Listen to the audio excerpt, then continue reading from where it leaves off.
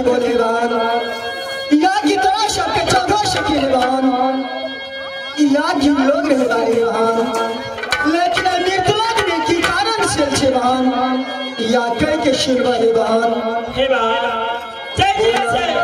इंद्र लोग छोड़ के और मृत लोग ये लोग चलो हे ईश्वर हे परमात्मा जब हम 14 सखी की बात यहाँ कोई राया गोपी चांद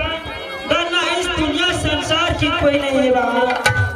आहेवान या तोरा सबके जे दिन से जन्म लेलो वही दिन से प्रतिज्ञा खेलाओ कि हे भगवान हे प्रभु जी हम सबों सखी के बर दे तो ही राजा गोपी चंद वरना दूसरा कोई बर नहीं भगवान हे भगवान लेकिन हे भगवान या तोरा सबके जे मन में प्रतिज्ञा रखना चाहिए भगवान हे भगवान लेकिन जे मन में प्रतिज्ञा रखना चाहिए भगवान से कोना के पूर्ति हेतै अगर 14 सखी के कोई उपाय जाने छ या कह के सुनाबे हे भगवान आबे पहिली हे गगाना लैला सबा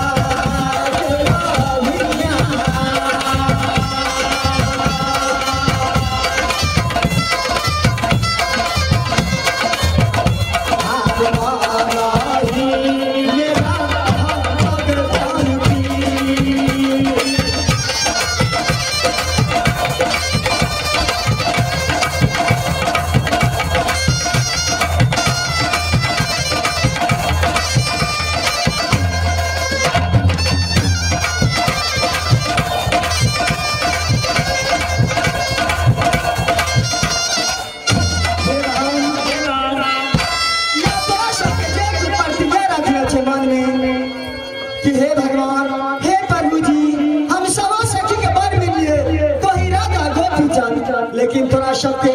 मिथिलाक में कभी न राजा गोपी चंद मिला तेरा हे भगवान बोला अगर 14 सखी में कोई सखी उपाय जाने छ या 14 सखी की बात या राजा गोपी चंद कना के मिला से पर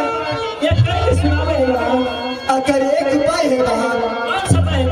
मिथिलाक में कामरपुर शहर पर है भगवान बात सारे भाई भाई अमरपुर शहर में गुरु मछिंद्र बाग स्थानीय भाई गुरु मछिंद्र भाई भाई अपना सबके सब सखी मिल के चले कहा तो ई बाबा मंदिर में जाके धूप आरती देखा के और की खुशनुमा मना के